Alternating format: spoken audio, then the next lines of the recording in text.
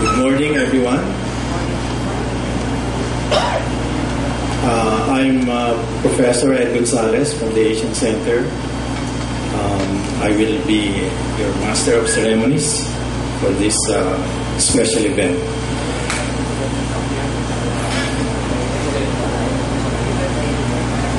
President Pascual, Chancellor Saloma, Chancellor Cruz, Mrs. Adelaida Lopez. Our man of honor today, Salvador P. Lopez, was a well-known liberal.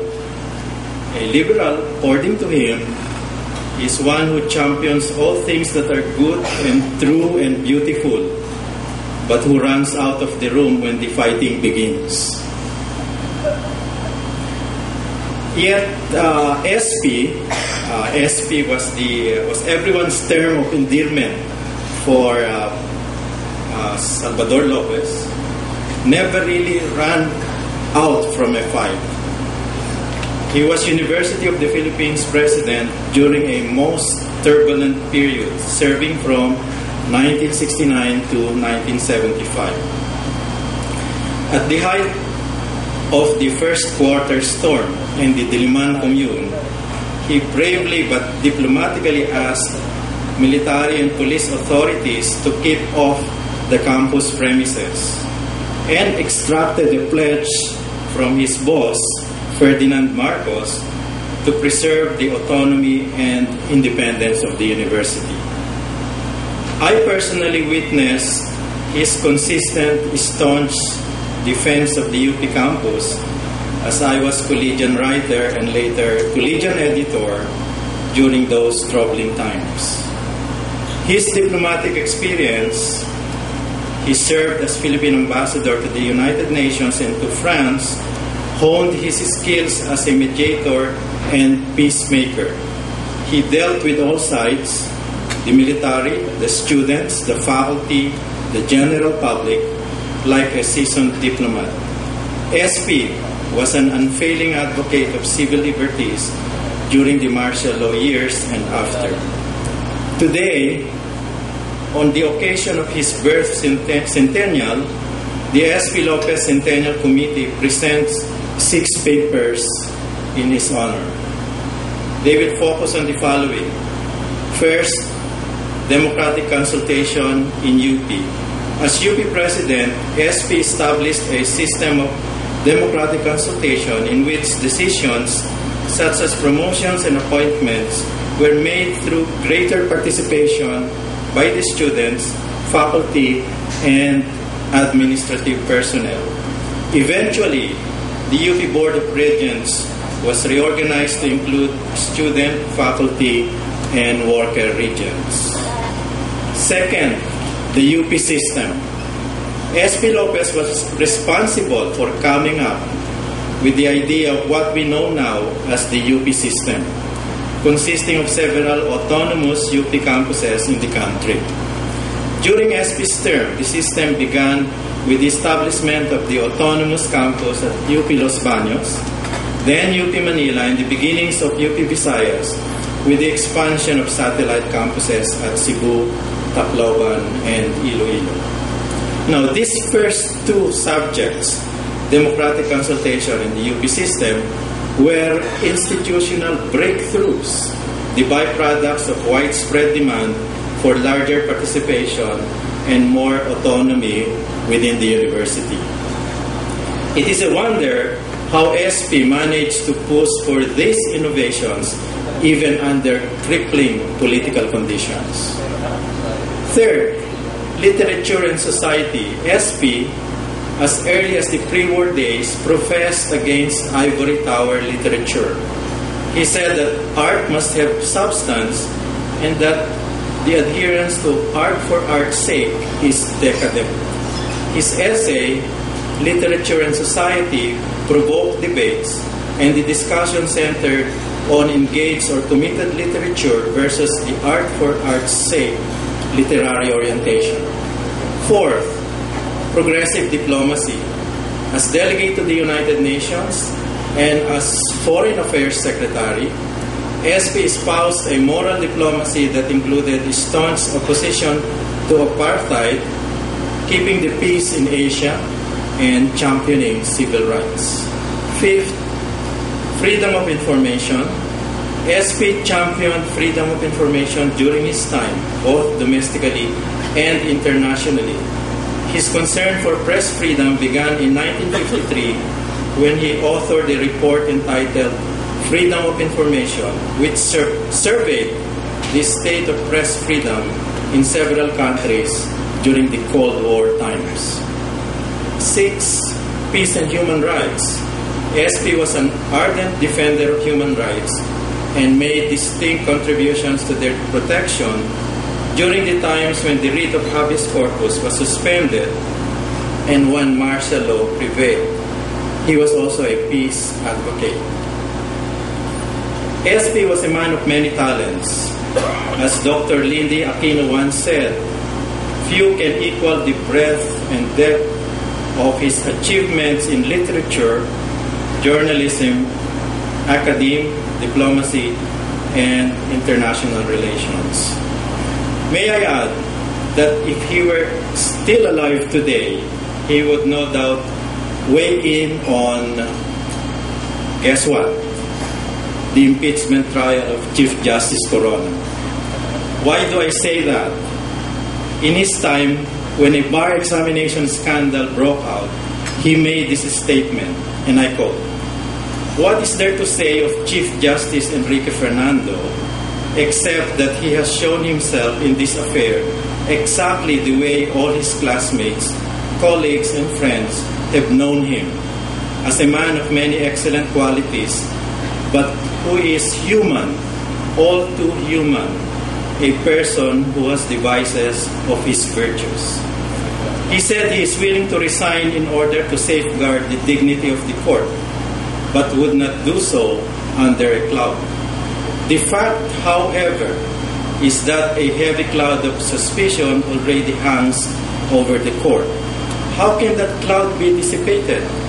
One cannot be too certain, but a few resignations would help. So there you are.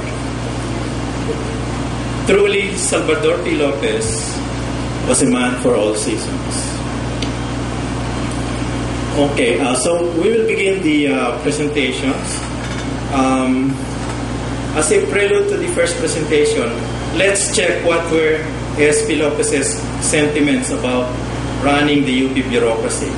Again, I quote, "One thing I have learned in these last 6 years is that there is nothing in the world more utterly unlike a factory or a machine than this university.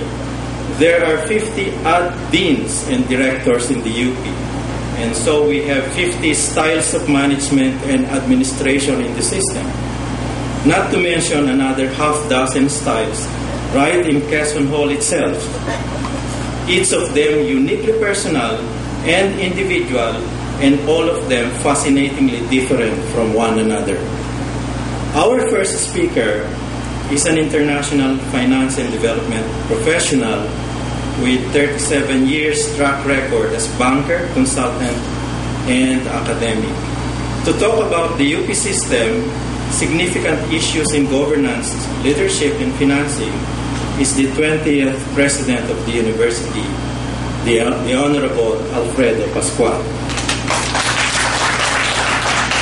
His reactors are Dr. Cesar Saloma, Chancellor of our own campus here in UP Diliman, and Dr. Rex Victor Cruz, Chancellor of UP Los Baños. Thank you, Professor Ed. This is Adelaida Lopez. Good morning. Chancellors, deans, faculty members, colleagues in the university. Before we started, I was talking to Chancellor Saloma and asking him, based on his experience in the university, what will it take to bring the crowd in an event like this? Well, in Lantern Parade, we had a big turnout last December. Was it the color of the pageantry that attracted the participation? I remember when I first appeared in the University Council of Diliman, UP Diliman, there was a reasonable turnout of faculty. You see controversies, that will attract people to attend discussions. Or maybe we need to suspend classes, Chancellor Cesar, like what you did during your convocation. When was that? December? Yes. December. And that was a good turnout too. Anyway, I think I'm happy with with the people who are here to be the ones that will probably, or the ones that have the greatest interest in what we're going to discuss this morning or the whole day today, isn't it? Let me begin. Every university president naturally leaves behind a legacy. Few legacies, however, are as prominent as that of Salvador P. Lopez, the 12th UP president. Professor Ed has already enumerated all the things that contribute to the greatness of S.P. Lopez as our UP president from 1969 to 1975. Last year, we commemorated S.P. Lopez's birth centennial. Last year, too, I began my term as the 20th UP president. The challenges that S.P. Lopez confronted during his time are vastly different from the challenges I face today. However, it is safe to say that the job of managing a university system, especially one as massive, as complex, and as diverse as UP, as explained to us again by Professor Ed, is never an easy task, no matter what era it is. This conference is therefore a good opportunity to reflect on the history and development as well as significant issues in the governance, leadership, and financing of the UP system. What is a university system? The Commission on Higher Education defines a university system as opposed to a multi-campus university as an organized academic entity composed of separate but interrelated units, at least one of which has university-level status. A university system must have a single board responsible for the formulation of system-wide policies and programs. It must also have a clearly defined organization that is governed primarily by the board and a set of officers, both system-wide and for each constituent unit. By the late 1960s, UP consisted of its main campus in Diliman and its regional units in Manila, Los Baños, Baguio, and Cebu. All administrative functions and governance, even of the regional units, were housed in Diliman. The UP system began as a vision, as a historical account of UP's first 75 years states. The idea of a UP system was already in the mind of Lopez when he came to the university in 1969. The reference point was a university plan for the nation with external units and UP Los Baños as focal points for the expansion of the state university system. Necessarily, this would mean a revamp of the educational system with UP Diliman serving as the nucleus of the new system. At the same time, a presidential commission to survey Philippine education recommended that UP be designated the National University of the Philippines, with only 3 regional state universities, one each in Luzon, Visayas, and Mindanao. Well, eventually we got the designation as National University under our Charter of 2008. S.P. Lopez is revered for his commitment to the 4 pole stars of his administration: accessibility, democratization, relevance, and autonomy. The creation of the UP system was an extension of his commitment to democratization, with Diliman willing to surrender its centralized functions to the autonomous units to be created. Up until then, the idea of the UP system was regarded merely as a model for future development of other UP units. This idea was revitalized in 1971 with the resignation of the Vice President at Los Baños, a re-examination of the UPLB structure, and the discovery of a certain faction of faculty and alumni pushing for the creation of a separate and independent university at Los Baños. I don't know whether everybody is aware of this historical opinion.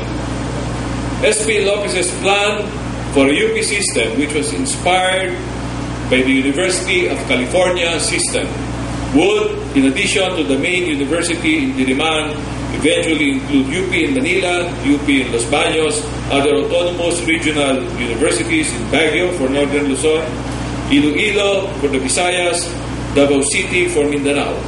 This way, the UP system could better serve the higher education needs of the Filipino people while providing support for the economic and social development of the nation.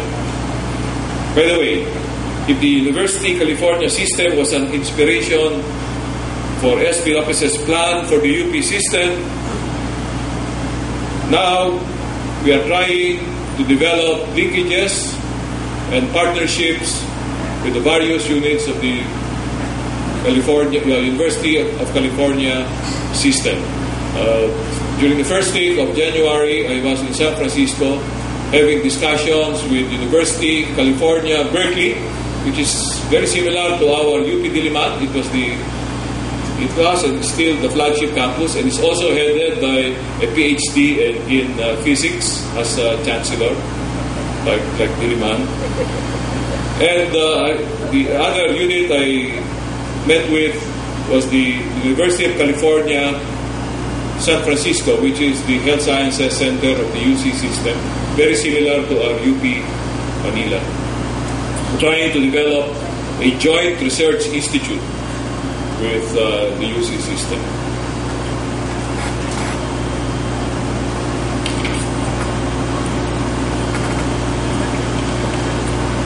On 21 November 1972, President Ferdinand Marcos signed Presidential Decree number 58, authorizing the Board of Regents to establish a UP system, including an autonomous UP in Los Baños. In response, the Board of Regents issued a resolution during its 828th meeting on 21 December 1972, reorganizing UP into the UP system. This reorganization gave UP room to grow. Reforms as the regionalization of governmental administration and development planning raised the demand for autonomous UP campuses in particular regions. UP Manila, the Health Sciences Center of the system, was established in 1977, followed by UP Visayas in 1979. In 1982, UP Diliman was formally declared an autonomous campus. In 1995, the university expanded its mission to provide quality higher education to Filipinos unable to take advantage of traditional modes with establishment of the UP Open University. UP Mindanao was established the same year. On the northern end of the country, UP Baguio was elevated to an autonomous university in 2002. In 2010, the UP Visayas Cebu College became UP Cebu College, the system's newest autonomous unit. Autonomous, that is, from UP Visayas. During the SP Lopez Birth Centennial Program and photo exhibit held in May last year, I noted how Lopez's term, participatory democracy, democratic consultation, and transparency flourished in the university. These principles stand us in good stead today, even as we face challenges on a scale unheard of during the time of SP Lopez. One thing, the university itself has grown tremendously over the past 42 years since SP Lopez became UP president. The UP system today consists of 7 constituent universities and 1 autonomous college situated across the Philippine archipelago. And of course, the student population and faculty population have also grown in multiples. The UP system is tasked with ensuring that all the constituent universities develop to the fullest capacity and to meet certain indicators of academic excellence. The challenge comes in when one considers the reality that the constituent units are at different stages and degrees of development. This creates a distorted perception of UP, particularly among its external publics, where diplomas from Diliman, Manila, and Los Baños are favored from those from other CUs. I believe that UP, whether it is located in northern Luzon or Mindanao, must adhere to a single standard of academic excellence. The graduates from the different CUs must be of the same caliber, recognized in the country and the region. It is for this reason to have a symbolic move that we plan to remove the CU's designation in all of the UP's diplomas, an outward manifestation of our belief that UP must be one university no matter which CU one graduates from. This issue entails rethinking of the system of allocation of funding and resources across the CUs, the redistribution of faculty items among the CUs, the conduct of reviews of curricula and academic programs, and the system-wide implementation of quality assurance mechanisms, among others. These are not simple tasks, considering the sheer mass of the CUs combined and the existence of separate university councils as the highest academic body in the respective CUs, with no formal mechanism at the system level for unifying decisions across the UP system, particularly academic decisions. And we have seen this in the recent moves among the different CUs to adopt reforms in the general education program, which I believe is a very significant advantage the UP has, which we are not exploiting. It's only now that universities in Asia are beginning to realize the value of general education. And many regional conferences now are being held to discuss this matter.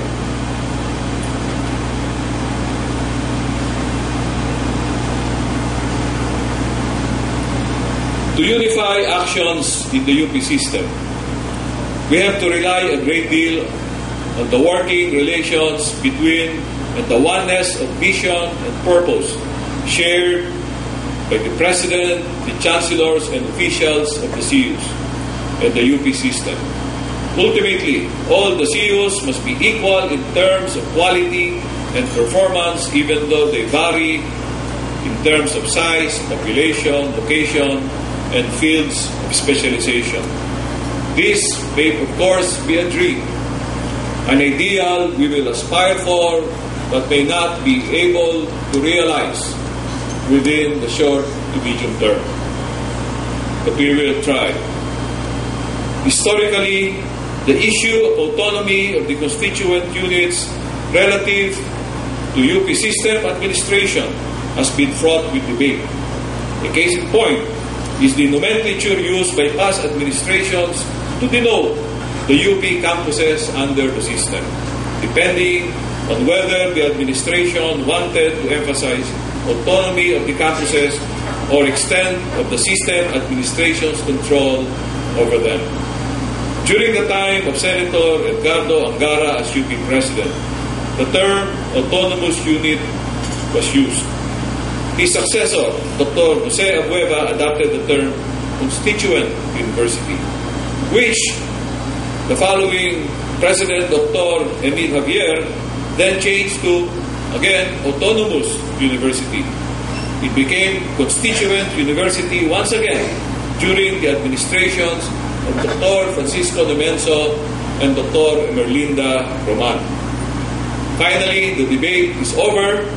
Section 4 of Republic Act 9500 of the UP Charter of 2008 gave the last word when it declared that the UP system is composed of constituent universities.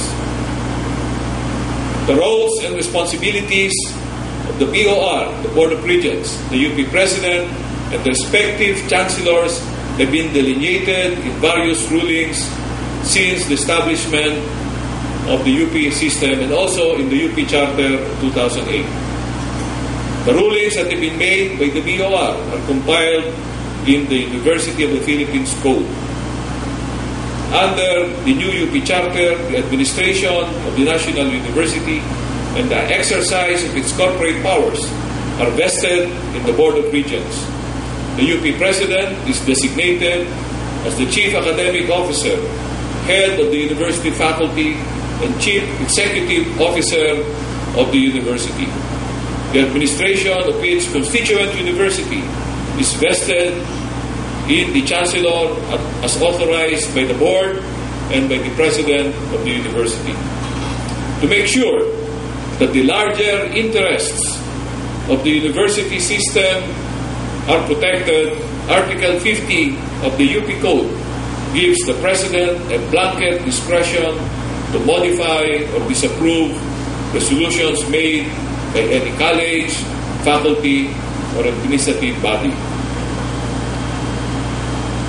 Little is said about the exercise of autonomy with regard to the CUs.